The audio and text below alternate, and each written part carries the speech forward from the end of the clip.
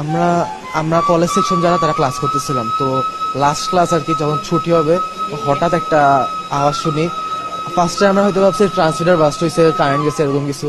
But পরে আমরা দৌড়ায় যাওয়ার পরে দেখি যে প্লেন ব্লাস্ট হয়েছে। পরে আমরা সবাই দৌড়ায় যাই, যাই তখনও ফায়ার সার্ভিস আর আর্মির এখনো পৌঁছায় নাই। মানে আমরা শিক্ষার্থীরা ফার্স্ট ইয়ার সেকেন্ড ইয়ার যারা আছে 9-10 তারা ট্রাই করি ওদের বের করার।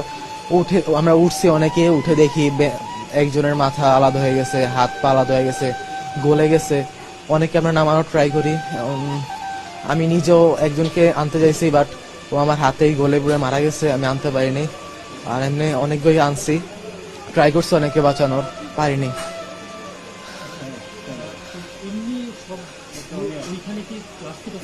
ক্লাস রানিং ছিল, ক্লাস শিক্ষার্থীরা স্যাররা সবাই ছিল এখানে। আর এখানে আমাদের হোস্টেলও ছিল।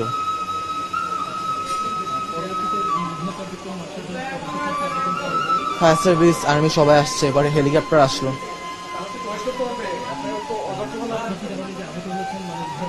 হ্যাঁ হ্যাঁ,